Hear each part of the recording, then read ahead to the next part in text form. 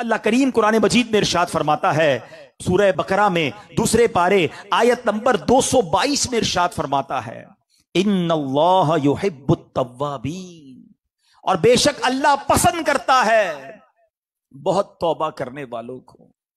اور اللہ جب توبہ قبول کرتا ہے نا تو سنو کیسا کریم ہے۔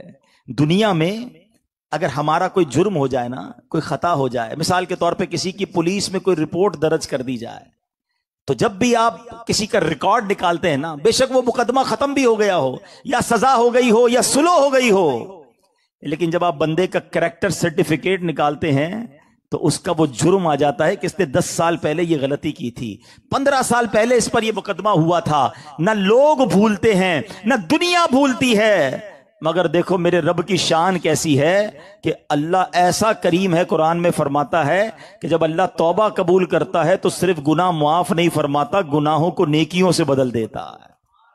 ہاں، جتنے گناہ ہیں نا وہ سارے نیکیوں میں بدل دیے جاتے ہیں۔ اللہ کریم قرآن مجید میں ارشاد فرماتا ہے، مگر جو توبہ کرے اور ایمان لائے اور اچھا کام کرے تو ایسوں کی برائیوں کو اللہ بھلائیوں سے بدل دے گا، اور اللہ بخشنے والا مہربان ہے۔ ارے میرے رب کی رحمت تو دیکھو کہ جب بندہ سچے دل سے توبہ کرتا ہے اس کی عطائیں کیسی ہیں۔ سبحان اللہ، سبحان اللہ۔ اللہ کے حبیب